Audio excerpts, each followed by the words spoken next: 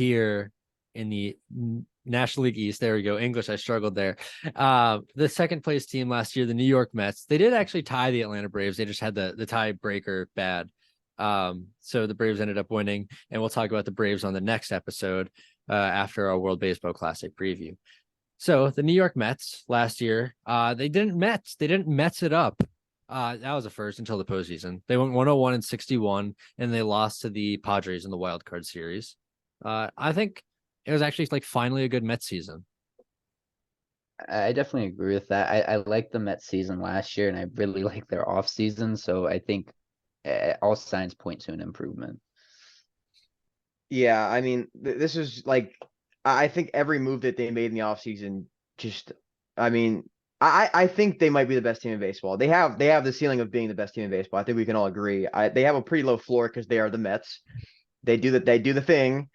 But we Let's also go we also Mets. we also have to keep in mind they were in first place in the East the entire year last year, and then they lost it like the last day of the season. So given this new lineup, I don't see why they don't run the East the whole season again and then lose it at the end because they're going to Met again. They're going to do something like the Mets, but I feel like they might be shifting that identity here because this is like a new look Mets. This is a very good Mets team. Yeah, Yeah. Brad, go ahead. I mean, as you said, the Mets could be one of the best teams in baseball, and they could also Mets it up. They're honestly running out a very similar lineup to last season. In the offseason, they were something active. We might describe them as that. They lost Jacob deGrom. They lost Chris Bassett. They lost Taijuan Walker. There's 3/5 of their starting rotation right there. They lost Seth Lugo. They lost Trevor Williams to Stev's Nationals. Oh, and then Trevor May went to Oakland. And they dealt James McCann. You remember 2 years ago when they signed a catcher and everyone's like, woohoo. And it was 4 years, 40 million. But yeah, he's on Baltimore now. And they're still paying, I think, 75% of that contract. And then they made 8,000 moves. They did have one under the category of in and out. His name is Carlos Correa. If you guys aren't familiar, he had quite the offseason for himself. I think he made himself 800 million. He's only going to make 200 some odd million of that. Yeah, they didn't get him. They re-signed Brandon Nimmo, 8 years, 162 million. They re-signed Adam Ottavino, 2 years, 14 million, and the biggest reliever contract in history. They re-signed Edwin Diaz for 5 years, 102 million. Steves, what other moves did they make? So they went out and they signed the Japanese import Kodai Senga to a 5-year, $75 million deal. He's definitely going to help aid their starting rotation a ton. They went out, got Jose Quintana, adds more depth to that rotation. David Robertson has the bullpen. We talked about him a little bit when we were talking about the Phillies. Went out, obviously, they got Justin Verlander. He is going to be their ace. He's coming off a Cy Young season. Left-hand pitcher Brooks Raley comes in from Tampa Bay. Omer Narvaez, 2-year, $50 million deal. And then they extend Jeff McNeil, Joof McFloof, to a 4-year, $50 million deal. All right, where the hell does Joof McFloof come from? Am I like missing something? It's an inside joke, and no one knows about it. I don't know what happened. Tom and I just one day started calling him Joof McFloof because he did something. He made like an error against the Nats or something, and we were like, yeah, that's Joof McFloof. I don't remember that. I just remember Ryan saying something. I don't know. It's a long story. It might have been Ryan. Okay, but not. So all around, they went out. They got a lot of pieces. So Brad talked about their starting rotation. They lost deGrom, Walker, and Bassett. But then you go out and you get the reigning Cy Young, Justin Verlander. Obviously, he's older, but in the past 2 seasons that he's played, he's a back-to-back Cy Young winner. Go out, gets Kodai Senga, younger, probably better than Taijuan Walker and Chris Bassett. But again, we still need to see him prove it in the major leagues, not just out in Japan. And then they went and signed Jose Quintana, who had himself a respectable year last year. And what do you think about the rotations, Tom? So we always have this volatility rating, right? I mean, for everything. I think this rotation has the highest volatility because you have Justin Verlander, Max Scherzer, Jose Quintana, and Carlos Carrasco, who are all on the older side. Where they're all very good. This is the best rotation in baseball, one of the best rotations in baseball, if not the best, if they're healthy. That's a big question for this team now because this rotation is all on the older side. And then you got Kodai Senga, who has the volatility for a different reason because he's coming from Japan where he's a superstar. Will he perform at the same level in the MLB? That's another question. So this bullpen could either be the best or it could be completely mediocre. So I don't know what you guys think about that. What do you guys think about that? I think that Kodai Senga is actually going to succeed because he's bringing that ghost forkball, the fancy thing. And it's going to be unique. I think it's going to be really difficult. I think they have to manage how much he uses it. But Max Scherzer, concern, injury, bad. Justin Verlander, also old. I think, again, they can hit their ceiling and they could be a very, very, very, very, very good team. And they could also all get injured because 4 of their 5 starting pitchers are 34 years old or older.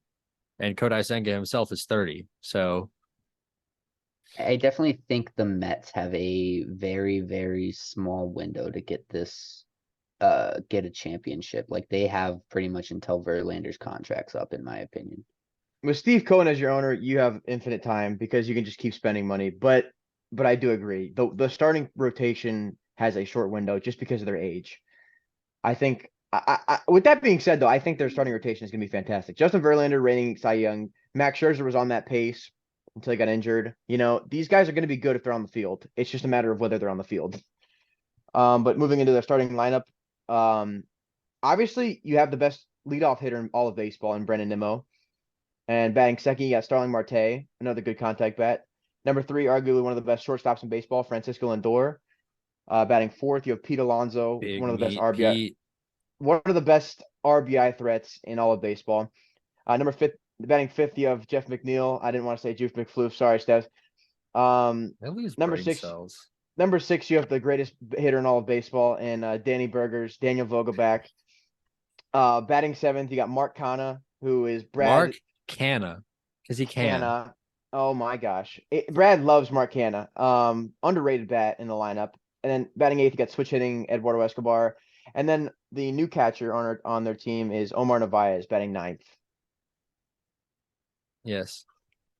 I think this is a good lineup.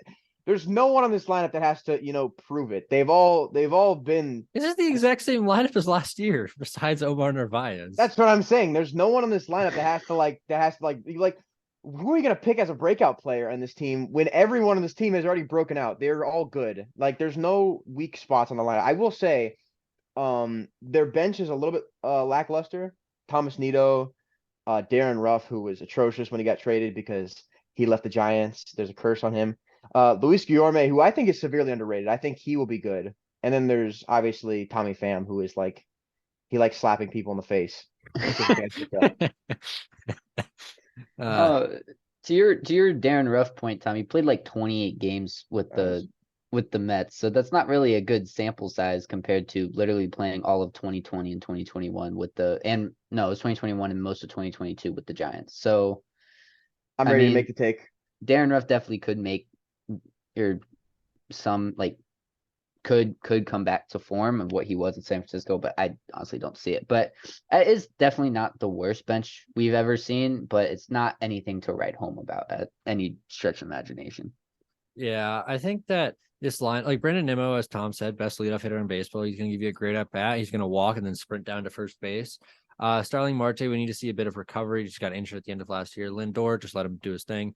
Big Meat Pete, one of the best power threats in baseball, and he's proven that his rookie year wasn't just a fluke. Like he wasn't just some chip off the old block power hitter for a year. He's actually done it for 3 years now, excluding 2020. Jeff McNeil, but didn't he win? No, he was second in the batting title in the National League behind Freddie Freeman. Yes, sir. And then Danny Burgers, power threat galore. It's a solid lineup, and they have reinforcements coming in from the minor leagues. They've got Brett Beatty, who might honestly steal the starting spot at third base at some point this season from Eduardo Escobar. I could definitely see that. Yeah, he fixed his launch angle, which increases home run rate. He's a solid defender.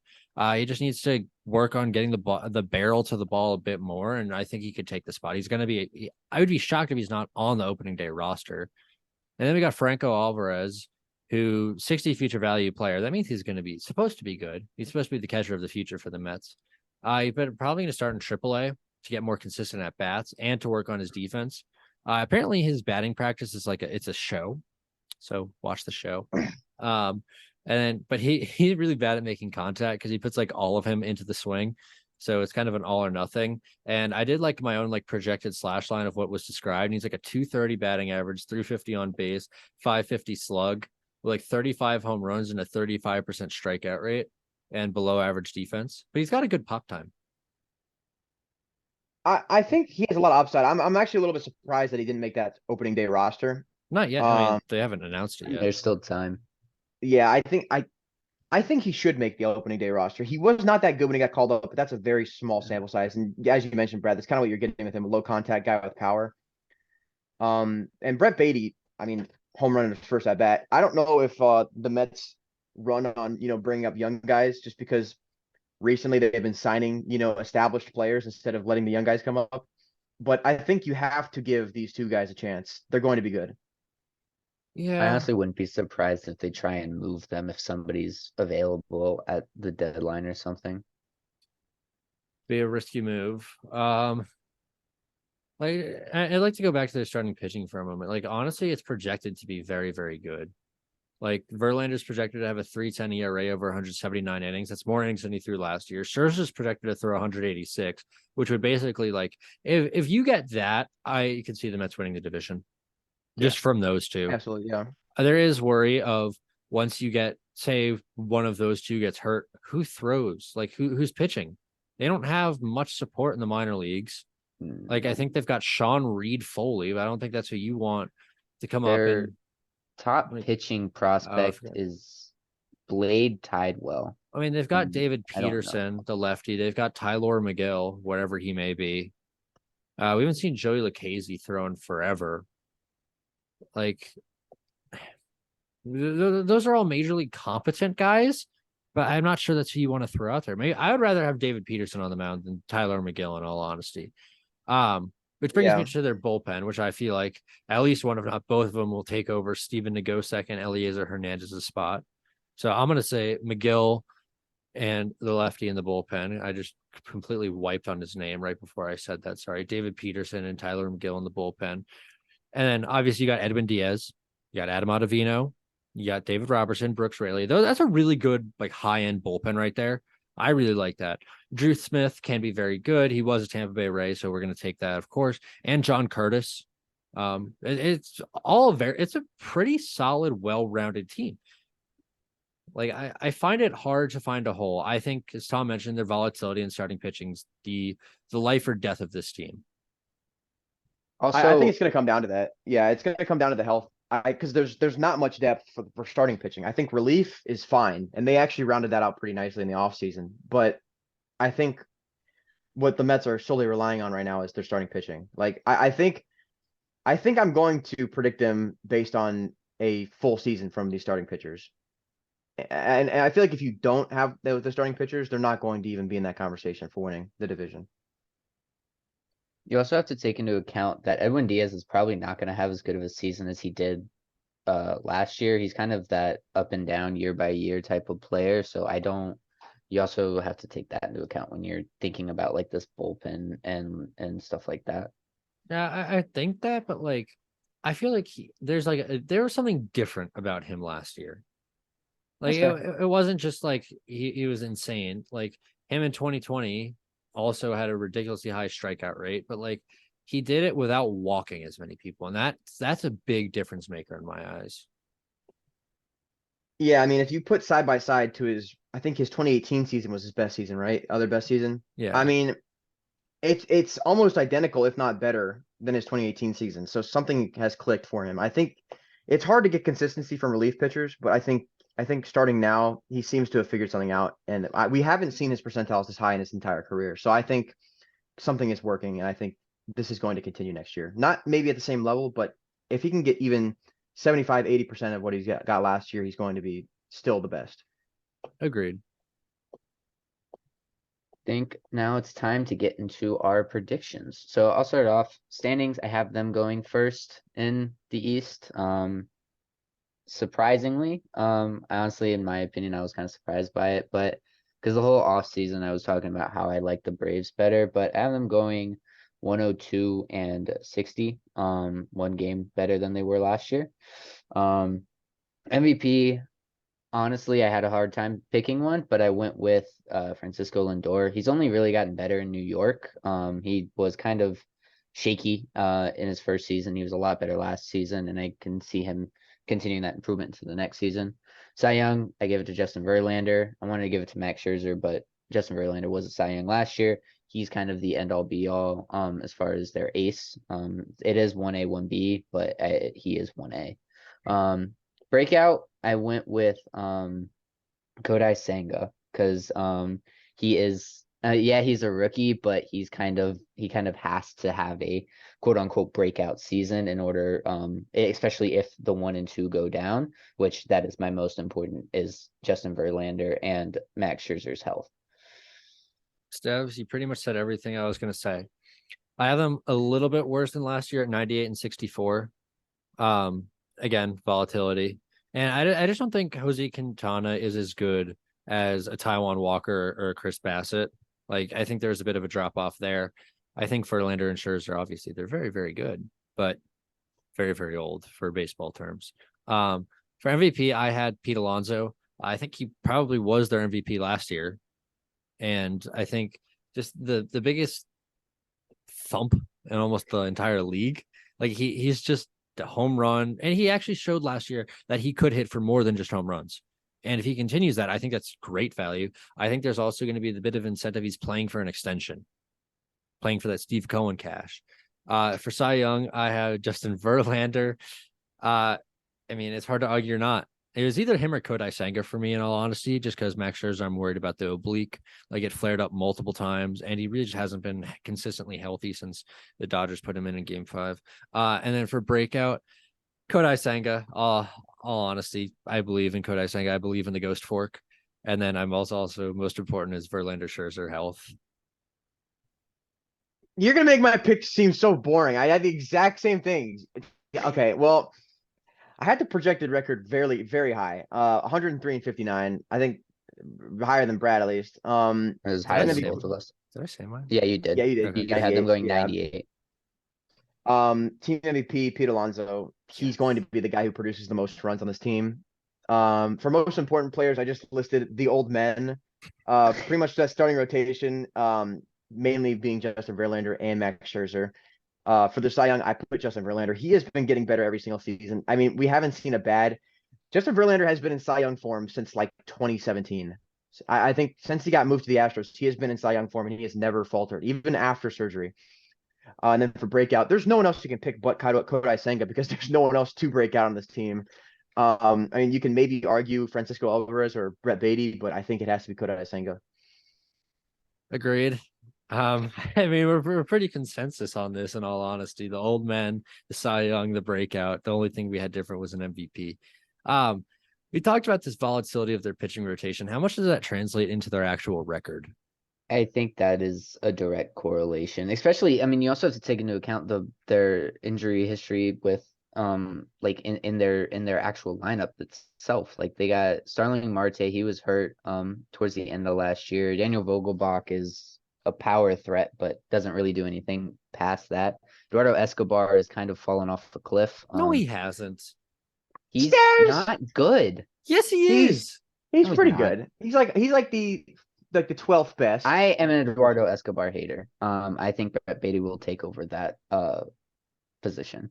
But again, like, you also like, it's definitely, there's holes in this lineup. But I think, and then again, obviously we're going back to the starting rotation. Justin Verlander, Max Scherzer are both old. Jose Quintana, we don't know what version of Jose Quintana we will get. Carlos Carrasco has had some injury history.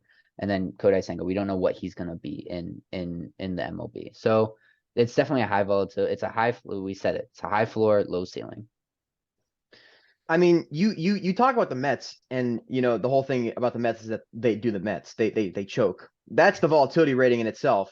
But you add on top of that the old men in the starting rotation, and it's like this team, it has to have one of the highest volatilities in all of baseball. I think the volatility goes more up than it does down. No, it actually goes both ways because they could be very bad too. I think without a starting rotation, it's hard to be a very good team. So if you're missing even one of the guys in this rotation, the team is going to fail. pretty significantly. Yeah. Yeah, I think, in all honesty, this might be the biggest range of any team I have. I said their floor was 90 and 72, but their ceiling was like 109 wins or something like that. That sounds just about right. Yeah, that's just about right. Because I think you can rely on the offense to help for 90 games or 92 games, but if you get everything clicking at once, you got the best bullpen in baseball, you got the best rotation in baseball, and you got the best lineup in baseball. That makes you the best team in baseball. So I mean, yeah, that's what you get. So I think their volatility's got to be up there in that top 3 conversation for volatility. All right. Any lasting thoughts on the New York Mets? I don't think so. All right. Thank you all for listening to another episode of our Profiles, Projections, and Predictions. We'll be back on Friday with the World Baseball Classic preview, and we'll be hopping right back into this with the Braves and the Cubs to kick off your week next week. If you want to interact with us at all social media links will be in the description down below. Thank you all for listening to the 4A Baseball Podcast. We will see you all next time. Peace.